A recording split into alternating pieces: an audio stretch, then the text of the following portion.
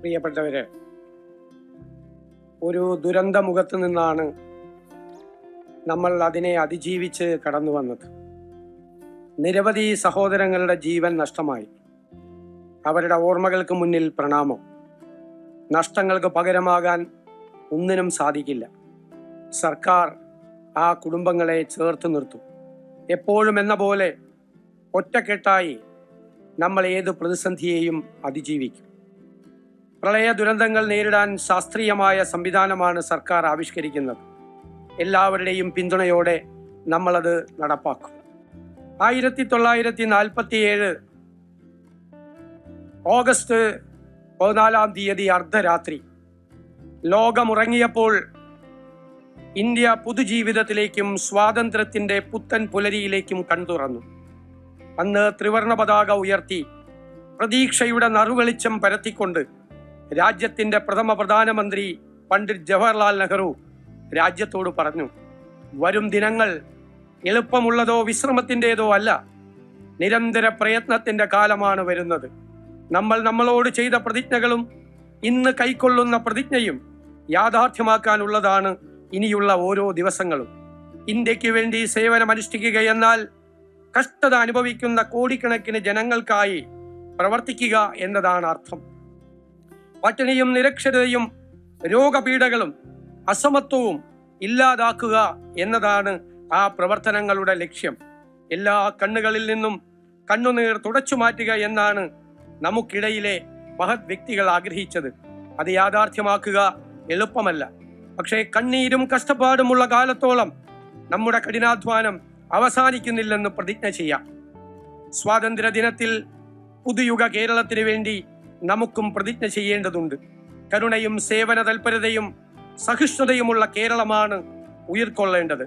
വികസനോന്മുഖമായ പ്രവർത്തനങ്ങളും ഭരണഘടനാ മൂല്യങ്ങളും മതനിരപേക്ഷതയും ഉയർത്തിപ്പിടിച്ചുള്ള കഠിനാധ്വാനവും പുതുതലമുറയെയും മുതിർന്ന പൗരന്മാരെയും ചേർത്ത് പിടിച്ചുള്ളതുമാകട്ടെ നമ്മുടെ മുന്നോട്ടുള്ള പ്രയാണം. ആധുനികമായ കേരളം, പുത്തൻ ആശയങ്ങളുടെ കേരളം, സമൃദ്ധിയും സന്തോഷവുമുള്ള കേരളം, സുരക്ഷിത കേരളം, ഇന്ത്യക്ക് വഴികാട്ടിയാകുന്ന കേരളം. ഇതിനായി ശ്രമിക്കുമ്പോൾ ലക്ഷ്യവും മാർഗവും ഒരുപോലെ വ്യക്തമായി മനസ്സിൽ കുറിക്കേണ്ടതുണ്ട്. ജനാധിപത്യ മൂല്യങ്ങൾ, ഭരണഘടനാ തത്വങ്ങൾ, തുല്യതയും നീതിയും പ്രകൃതിക്കിണങ്ങുന്നതും കാലാവസ്ഥാ മാറ്റം കണക്കിലെടുത്തുള്ളതുമായ വികസനം എന്നിവയാണ് ഈ കാലം നമ്മളോട് ആവശ്യപ്പെടുന്നത്. ഇതിനായി അക്ഷീണം പ്രവർത്തിക്കണം. തോളോട് തോൾ ചേർന്ന് ജാതിയും മതവും ലിംഗവിവേചനവും രാഷ്ട്രീയ അന്ധതയും വിദ്വേഷവും കൈവെടിഞ്ഞ് ഒറ്റക്കെട്ടായി മുന്നേറാകാനാകണം. ഇതാകണം സ്വാതന്ത്ര്യം പുലർന്ന ഈ പുണ്യമായ പുലരിയിലെ നമ്മുടെ പ്രതിജ്ഞ. കേരളം സഹ്യനും അറബിക്കടലിനും ഇടയ്ക്കുള്ള ഒരു ഭൂപ്രദേശം മാത്രമല്ല. വിവിധ ജീവിത രീതികൾ, വിശ്വാസങ്ങൾ, തൊഴിലുകൾ, കലകൾ, ഭക്ഷണ രീതികൾ, പലതരം മനുഷ്യർ, അവരുടെ സ്വപ്നങ്ങൾ, ആകുലതകൾ, പ്രയത്നങ്ങൾ എല്ലാം ചേർന്നൊരു മനോഹരവും അതുല്യവുമായ ഒരു സങ്കലനം കൂടിയാണ്. ഇന്ത്യയുടെ ഒരു ചെറുപതിപ്പ്, അതേസമയം തനതായ വ്യക്തിത്വമുള്ള ഒരിടം. ഇന്ത്യയുമായും ലോകവുമായും നിരന്തരം സംവദിച്ചും കൊടുത്തും വാങ്ങിയും ഈ ചെറു സംസ്ഥാനം ലോകത്തോളം വളരുകയാണ്. വിദ്യാഭ്യാസവും ആരോഗ്യ സംരക്ഷണവും മുതൽ മതേതരത്വത്തിലും സാക്ഷരതയിലും സഹിഷ്ണുതയിലും രാഷ്ട്രീയ ബോധ്യത്തിലും രാജ്യത്തിന് മാതൃകയുമായി. ഈ നേട്ടങ്ങൾ ഉയർത്തിപ്പിടിച്ചുകൊണ്ടാവണം നമ്മുടെ പുതുയുഗ കേരളത്തിനായുള്ള പരിശ്രമം. മതേതരത്വവും ജനാധിപത്യ ബോധവും തുല്യതയുമാണ് നമ്മുടെ കരുത്തും ഊർജവും.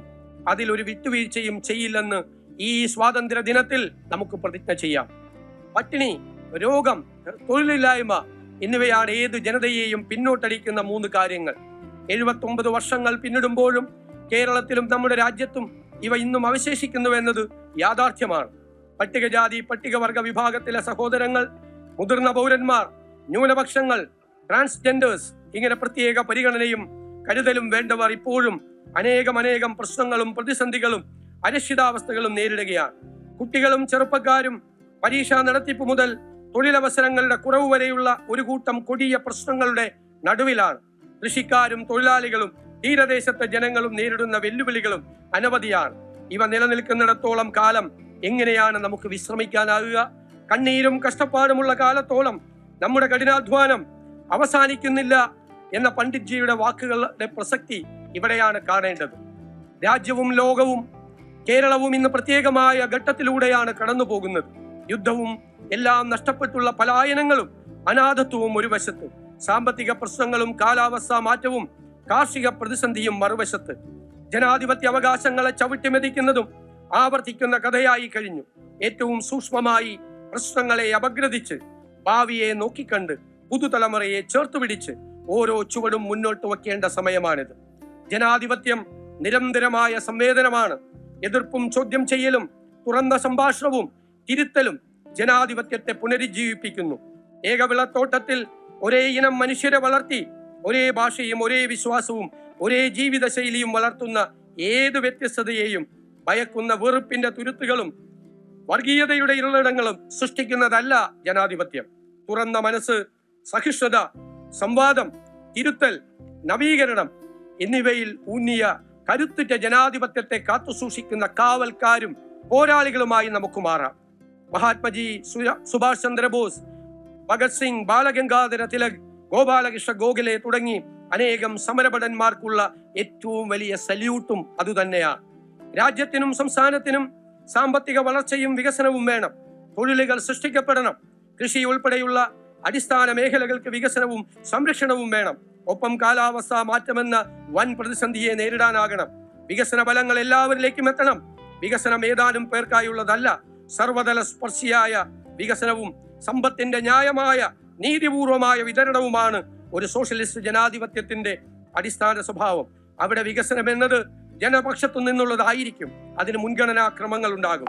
ക്ഷേമ പ്രവർത്തനങ്ങൾ ജനാധിപത്യ സംവിധാനത്തിൽ ആരുടെയും ഔദാര്യമല്ല, അത് അവകാശമാണ്. മുതിർന്ന പൗരന്മാരുടെ ക്ഷേമം, പ്രത്യേക പരിഗണന അർഹിക്കുന്ന എല്ലാ ജനവിഭാഗങ്ങൾക്കും നൽകേണ്ട സംരക്ഷണം എന്നിവ ഇക്കാലത്ത് അതീവ പ്രധാനമാണ്. അതോടൊപ്പം പുതുതലമുറയ്ക്ക് ഇവിടെ പഠിക്കാനും തൊഴിലെടുക്കാനും സ്വന്തം കാലിൽ അഭിമാനത്തോടെ നിൽക്കാനുമുള്ള വഴിയൊരുക്കണം. ലഹരി എന്ന മഹാവിപത്തിനെ പടിയിറക്കണം. നാട്ടിൽ സമാധാനവും സുരക്ഷയും പുലരണം. പൊതുവിദ്യാഭ്യാസവും പൊതുജനാരോഗ്യവും മെച്ചപ്പെടണം. ഇവ ഈ സർക്കാരിന്റെ മുൻഗണനാ പട്ടികയിലുള്ളതാണ്. ഇത് പ്രായോഗികമാക്കാനുള്ള നയസമീപനവും പരിപാടികളുമാണ് സംസ്ഥാന സർക്കാർ ആവിഷ്കരിക്കുന്നത്. ഇന്ത്യയുടെ ഭരണഘടന പോലെ മറ്റൊന്നില്ല. അത് ഒരു ജനതയുടെ അഭിമാനവും ഉറപ്പും പ്രതീക്ഷയും ഭാവിയെ കരിപ്പിടിപ്പിക്കുന്ന ചാലക ശക്തിയുമാണ്. ഭരണഘടനാ മൂല്യങ്ങളായ മതേതരത്വം, തുല്യത, അഭിപ്രായ സ്വാതന്ത്ര്യം, പ്രവർത്തന സ്വാതന്ത്ര്യം, ന്യൂനപക്ഷങ്ങൾക്കും പട്ടികജാതി പട്ടികവർഗ വിഭാഗത്തിലുമുള്ളവർക്കുള്ള പ്രത്യേക പരിഗണന എന്നിവ ചോദ്യം ചെയ്യപ്പെടുന്ന അപകടകരമായ ഒരു പരിസരം രാജ്യത്തെ ശക്തി പ്രാപിക്കുന്ന കാലഘട്ടം കൂടിയാണിത്. ജീവിതകാലം മുഴുവൻ രാഷ്ട്രീയ രംഗത്ത് നിന്ന, നിരവധി തവണ ഭരണഘടനാ പദവിയിലിരുന്ന രാജ്യത്തെ തലമുതിർന്ന നേതാവ് പോലും ജാതി വെറിയുടെയും തൊട്ടുകൂടായ്മയുടെയും പേരിൽ അപമാനിക്കപ്പെട്ടത് കഴിഞ്ഞ ദിവസം നമ്മൾ കണ്ടതാണ്. അതെന്ത് സന്ദേശമാണ് രാജ്യത്തിന് നൽകുന്നത്? നമ്മുടെ രാജ്യം അവിടെ നിന്ന് ഒരുപാട് മുന്നോട്ട് നടന്നതാണ്. ഇനിയും ആ ഇരുണ്ട കാലത്തേക്ക് തിരിച്ചു പോകരുത്. അത്തരം ശ്രമങ്ങൾ ഉണ്ടായാൽ അതിനെ നഖശികാന്തം എതിർക്കേണ്ടത് നമ്മുടെ കടമയും ഉത്തരവാദിത്വവുമാണ്. നമ്മുടെ ഭരണഘടനയും അത് ഉറപ്പു നൽകുന്ന അടിസ്ഥാന തത്വങ്ങളായ മതേതരത്വവും തുല്യതയും സ്വാതന്ത്ര്യവും സോഷ്യലിസവും ജനാധിപത്യ അവകാശങ്ങളും സംരക്ഷിക്കാൻ നാം ഓരോരുത്തരും പ്രത്യേക ശ്രദ്ധയോടെയും ജാഗ്രതയോടെയും കരുതലോടെയും പ്രവർത്തിച്ചേ മതിയാവൂ. ഭരണഘടനാ തത്വങ്ങൾക്കും ഇന്ത്യയുടെ ഐക്യത്തിനും അഖണ്ഡതയ്ക്കും മതേതരത്വത്തിനും വേണ്ടി വിട്ടുവീഴ്ചയില്ലാതെ നമ്മൾ അണിനിരക്കേണ്ട സമയമാണിത്. മഹാത്മജിയും ബാബാ സാഹേബ് അംബേദ്കറും ജവഹർലാൽ നെഹ്റുവും അബ്ദുൽ കലാം ആസാദും ഒക്കെ ഉൾപ്പെടെയുള്ളവർ മുന്നോട്ട് വെച്ച ആദർശങ്ങൾക്കും പ്രവർത്തന രീതികൾക്കും മുൻപന്നത്തെക്കാളും സ്വാതന്ത്ര്യാനന്തര ഇന്ത്യയുടെ ഈ കാലഘട്ടത്തിൽ പ്രാധാന്യം കൈവന്നിരിക്കുന്നു. നാടെങ്ങും ചെറുപ്പക്കാർ ഉയർത്തുന്ന പ്രശ്നങ്ങൾ അതിനുദാഹരണമാണ്. അവ കണ്ടില്ലെന്ന് നടിക്കുന്നത് അക്ഷന്തവ്യമായ തെറ്റുമാണ്. നമ്മുടെ യുവത രാഷ്ട്രീയ ബോധ്യങ്ങൾ ഇല്ലാത്തവരല്ല.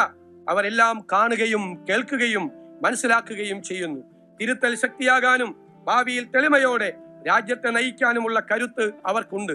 സമീപകാല സംഭവങ്ങൾ അതാണ് തെളിയിക്കുന്നത്. നമ്മുടെ യുവതയാണ് രാജ്യത്തിന്റെ യഥാർത്ഥ സമ്പത്ത്. എല്ലാവരെയും ചേർത്തു പിടിക്കുന്ന, നന്മ പ്രദാനം ചെയ്യുന്നതും പ്രകൃതിക്കും മനുഷ്യനും ഇണങ്ങുന്നതുമായ വികസനമാണ് നമ്മുടെ സ്വപ്നം. അനാവശ്യമായി പരസ്പരം പോരടിച്ചും മനുഷ്യരെ ഭയപ്പെടുത്തിയും അപകീർത്തിപ്പെടുത്തിയും ലഹരിക്കടിമപ്പെട്ടും വികസന വിരുദ്ധത ആയുധമാക്കിയും ഇനിയും നമുക്ക് മുന്നോട്ട് പോകാനാകില്ല. ആധുനികവും നീതിയുക്തവുമാകണം നമ്മുടെ കാഴ്ചപ്പാട്. കുട്ടികൾക്കും സ്ത്രീകൾക്കും പ്രത്യേകമായ പരിഗണന ലഭിക്കണം. പുതുയുഗ കേരളം എന്നത് വെറും വാക്കല്ല, അത് യാഥാർത്ഥ്യമാക്കാനുള്ള ഒരാശയമാണ്. അതിനായി നമുക്ക് ഒരുമിച്ച് നിൽക്കാം, വിശ്രമമില്ലാതെ പ്രയത്നിക്കാം, പോരാടാം. ഇന്ത്യ എന്ന വികാരം കെടാവിളക്കായി മനസ്സിൽ സൂക്ഷിക്കാം. എല്ലാവർക്കും ഊഷ്മളമായ സ്വാതന്ത്ര്യ ദിനാശംസകൾ.